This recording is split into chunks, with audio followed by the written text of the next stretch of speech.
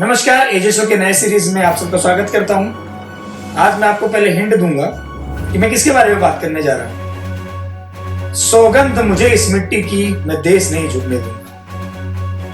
अब आप बहुत जल्दी समझ गए होंगे कि मैं किसके बारे में बात करने जा रहा हूं। मैं बात करने जा रहा हूं भारत के प्रधानमंत्री नरेंद्र दामोदर दास मोदी के बारे में। शुरू करने से पहले एक रिक्वेस्ट आप लोगों से, सपोर्ट बनाए रखें। मैं ये नहीं बोलूंगा आपको क्या करना है, बहुत समझदार है, आपको क्या करना है आप अच्छी तरीके से जानते हैं। मेरे चैनल से जुड़े रहने के लिए आपको क्या करना होगा और क्या करना चाहिए, या आप बहुत समझदार है, आप लोग जनता, हमें समझाने की आवश्यकता बिल्कुल भी नहीं है। तो आज मैं बात करने जा रहा हूं नरेंद्र दामोदर दास मोदी के बारे में।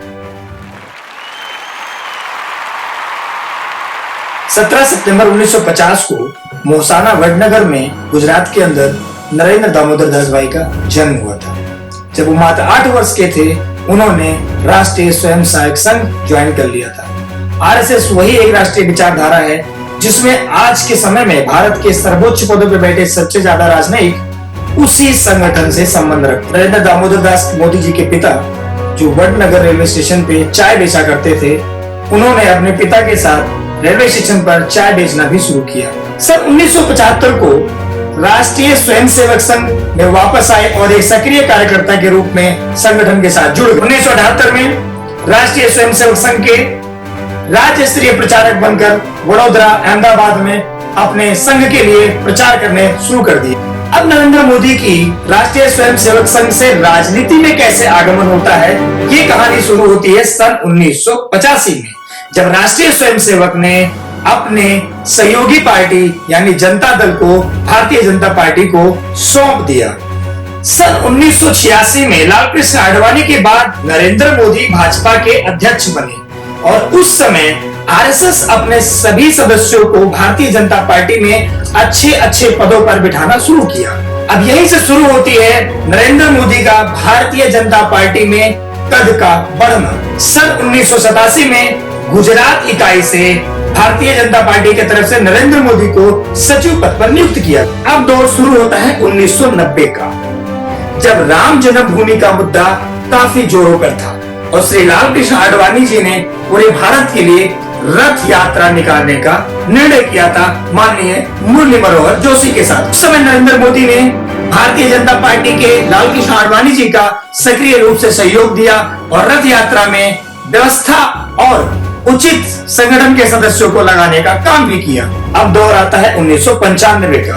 1995 में जब भारतीय जनता पार्टी के अंदर नरेंद्र मोदी के कद और बढ़ते गए, उनको दिल्ली भेज दिया गया और राष्ट्रीय कार्यकारिणी में सचिव पद पर स्थापित किया गया उनको। उस समय उन्होंने पहली बार जीवन में अपने हरियाणा और हिमाचल प्रदेश में भारतीय जनता पार्टी को जीत दिलाने में पूरा सहयोग दिया और यहाँ से शुरू होती है राष्ट्रीय कार्यकारिणी में नरेंद्र मोदी की दमदार पैठ। अब भारतीय जनता पार्टी में नरेंद्र मोदी का कद बढ़ने लगा और उनको वापस फिर उनके राज्य भेजा गया।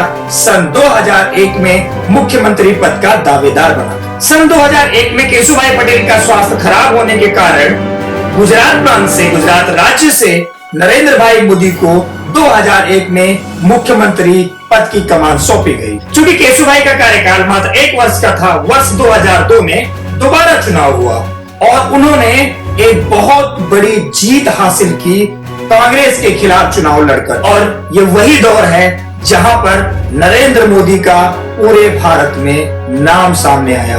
अब बात करूंगा गुजरात 2002 दंगे का। बाद में हालांकि सुप्रीम कोर्ट ने उनको दोष मुक्त किया किसी भी अपराध में सम्मिलित होने के लिए। इसके बाद नरेंद्र मोदी ने अपने आप को अच्छी छवि प्रस्तुत करने के लिए और अपने राज्य को काम करने के लिए उन्होंने एक नया मॉडल शुरुआत किया, गुजरात मॉडल का। उन्होंने गुजरात वाइब्रेंट समिट की शुरुआत की, यानी कि विश्व में रहने वाले जितने भी निवेशक हैं वो गुजरात में आके निवेश करें। साथ में एक जरूरी बात और बता दूं आपको, बहुत जरूरी बात है, समझने वाली बात है। आपको क्या लगता है कि भारत में सबसे ज्यादा वो कौन से राज्य के लोग हैं जो विदेश में रहते हैं? आपका समझ में आएगा कि पंजाब? बिल्कुल नहीं, गुजराती लोग हैं। पूरे दुनिया में अच्छे पदों पर, अच्छे देश में, America, Canada, New Zealand, Australia, Britain, जहां पर भी हैं वहां पर गुजराती हैं और वो अपनी अच्छी साख रखते हैं। बस फर्क इतना है कि गुजराती दिखावा नहीं करते, वो करके दिखाते हैं। वही कारण है नरेंद्र मोदी आज इतने सफल हैं। उन्होंने शुरुआत की वाइब्रेंट गुजरात की, वापस लौटता हूं उसी मुद्दे पे। वाइब्रेंट गुजरात में उन्होंने गुजरात मॉडल प्रस्तुत किया, दुनिया के बड़े बड़े निवेशकों को गुजरात में लाया, गुजरात में निवेश कराया और गुजरात को एक सक्षम और सबल राज्य बनाने का काम शुरू किया। 5 साल कार्यकाल पूरा करने के बाद 23 दिसंबर 2007 को नरेंद्र मोदी अपनी अगली पारी खेलने के लिए तैयार थे। उन्होंने तीसरी बार गुजरात में मुख्यमंत्री पद की शपथ ली। अब नरेंद्र मोदी को जनता पर और जनता को नरेंद्र मोदी पर पूर्ण विश्वास हो गया और वो अपने राज्य की उन्नति के लिए हर कदम प्रयास करना शुरू कर दिया। निवेशकों को गुजरात में लाना, बड़ी बड़ी कंपनियों को गुजरात में स्थापित करना, गुजरात में प्लांट्स लगाने, एजुकेशन सेक्टर में, हेल्थ सेक्टर में अग्रिम कार्य किया उन्होंने, जिस पर गुजरात के लोगों को उनके ऊपर पूर्ण विश्वास रहा। ये कार्यकाल चलता रहा। फिर चौथी बार उन्होंने एक बार फिर गुजरात के मुख्यमंत्री पद की शपथ ली। जब उन्होंने 2012 में चौथी बार दोबारा मुख्यमंत्री पद की शपथ ली, उस समय नरेंद्र मोदी का नाम काफी लाइमलाइट में था। भारत के हर राज्यों में, भारत के हर राजनीतिक दलों में, हर गलियारों में उनकी चर्चा और उनके गुजरात मॉडल की चर्चा होने लगी। वर्ष 2014 में लोकसभा का चुनाव आने वाला था। तैयारियां सरगर्मी पे थी। अब फैसला करना था भारतीय जनता पार्टी को कि प्रधानमंत्री पद के लिए उम्मीदवार किसे बनाया जाए। एक नाम आपको मैं बताना चाहूंगा, स्वर्गीय मनोहर पारिकर जी का, जो इस समय अब नहीं है, भारत के रक्षा मंत्री रह चुके और गोवा के मुख्यमंत्री रह चुके। पहली बार उन्होंने नरेंद्र मोदी का नाम गोवा में कानपुर के सम्मेलन में दोनों जगह उन्होंने नरेंद्र मोदी का नाम प्रस्तावित किया। हालांकि इसमें भी थोड़ा सा मतभेद था कि क्या राजनाथ सिंह, लाल कृष्ण आडवाणी या नरेंद्र मोदी, तीनों में से किसका नाम आगे किया जाए, क्योंकि उस समय माननीय राजनाथ सिंह भारतीय जनता पार्टी के राष्ट्रीय अध्यक्ष थे। भारतीय जनता पार्टी के राष्ट्रीय कार्यकारिणी के मंथन के बाद पूर्णतया यह फाइनल हुआ कि माननीय नरेंद्र मोदी जी को भारत के प्रधानमंत्री पद के लिए भारतीय जनता पार्टी उम्मीदवार बनाने को तैयार है। यहाँ से शुरू होता है मोदी एरा। मोदी की उम्मीदवारी पर संसदीय बोर्ड की मोहर लग चुकी है दीपक, ऐसे वक्त में जबकि न जोशी वहां पर है, न आडवाणी वहां पर है, नरेंद्र मोदी के नाम पर मोहर लग चुकी है। यतेंद्र से मैं अपडेट लेना चाहूंगा। यतेंद्र, बैठक शुरू हुए करीब 15 से 20 मिनट हुए और उसके तुरंत बाद ही जो औपचारिकता थी केवल वो मोदी के नाम पर लगा दी गई। हालांकि काफी देर तक आडवाणी और मुरली मनोहर जोशी के आने का इंतजार किया गया, लेकिन आडवाणी के जब साफ मना कर देने के बाद मुरली मनोहर जोशी से संपर्क किया गया तो 2014 में नरेंद्र मोदी की ऐसी लहर थी कि जनता ने आंख मूंद कर माननीय नरेंद्र मोदी पर पूर्ण विश्वास किया। पहली बार जब ऐसा होने लगा जब पूरी दुनिया में नरेंद्र मोदी की चर्चा होने लगी। जिन सपनों को पूरा करने के लिए आप जैसे लाखों लोगों ने अपनी जवानी खपा दी थी, उन सपनों को पूरा करने में हम कोई कसर नहीं छोड़ेंगे, ये मैं आपको विश्वास है। दिन था 26 मई 2014 जब पूरे भारत ने एक शब्द सुना। मैं नरेंद्र दामोदर दास मोदी ईश्वर की शपथ लेता हूं कि मैं विधि द्वारा स्थापित भारत के संविधान के प्रति सच्ची श्रद्धा और निष्ठा रखूंगा। मैं भारत की प्रभुता और अखंडता का अक्षुण्ण रखूंगा। मैं संघ के प्रधानमंत्री के रूप में अपने कर्तव्यों का श्रद्धापूर्वक और शुद्ध अंतःकरण से निर्वहन करूंगा। भारत के प्रधानमंत्री बनने के बाद में जनता की उम्मीदें उनसे बढ़ती गई और उन्होंने अपना एक हिंदूवादी नेता और देश को अच्छे और अग्रिम रास्ते पे ले जाने वाले नेता के रूप में देखा उन्हें। अब मैं नरेंद्र मोदी के 2014 से लेकर 2023 तक के कार्यकाल को एक साथ मिलाने की कोशिश करता हूं। मैं 5-5 साल को डिवाइड नहीं करूंगा, इन 9 सालों की कार्यकाल एक बार में आपको बताने की कोशिश करूंगा।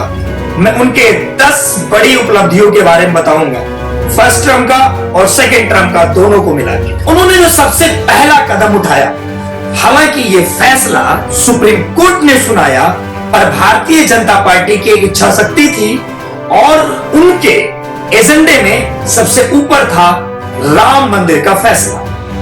राम मंदिर का फैसला आने के बाद में जनता के अंदर एक और बहुत ज्यादा विश्वास आया।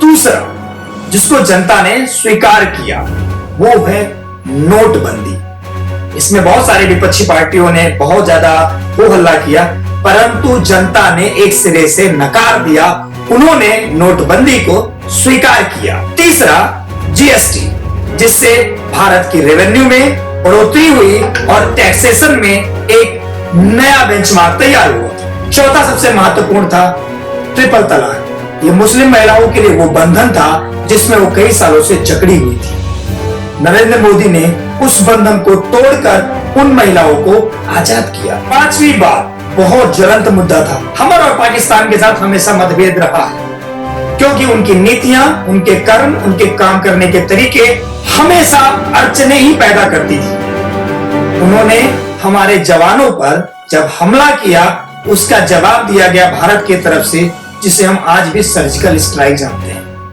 ये होती है एक अच्छे नेतृत्व की इच्छा शक्ति। क्या पहली सरकारें भी कर सकती थी, आने वाली सरकारें भी कर सकती हैं, लेकिन वो इच्छा शक्ति जिसके अंदर होती है वही इतने बड़े फैसले लेने की हिम्मत रख सकता है।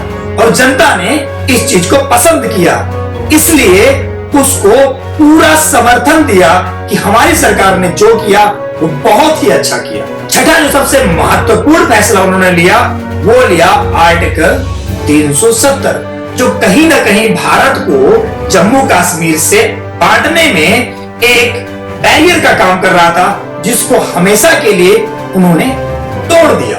मैं सातवां सबसे महत्वपूर्ण बात करूंगा CAA, नागरिक संहिता कानून, जो हमारे देश के लिए वास्तव में बहुत आवश्यक है, जो भी फाइनलाइज नहीं हुआ है, लेकिन सरकार इसके ऊपर काम करने के लिए अग्रसर है और संभवतः ये भी बहुत जल्दी हो जाएगा। और आठवां महत्वपूर्ण, रेल बजट को आम बजट में विलय करना।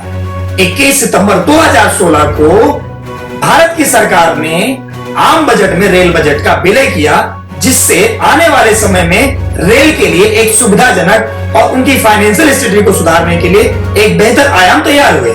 9, जो गांव में रहने वाले महिलाओं के लिए और उन गरीब लोगों के लिए जो आज तक लकड़ियों पे भोजन बनाते आ रहे हैं, उज्ज्वला योजना, उनको मुफ्त में गैस सिलेंडर देना और उनको हर घर तक वो सुविधा पहुंचाना जिससे वो प्रदूषण से बच सके और उनके जीवन में सुधार हो सके। 10वां महत्वपूर्ण है, जो हम सबके लिए और भारत के प्रत्येक नागरिक के लिए आज भी लाभकारी है और आगे भी रहेगा, आयुष्मान भारत योजना, जिसमें 5 लाख रुपए तक का इंश्योरेंस आपको दिया जाता है।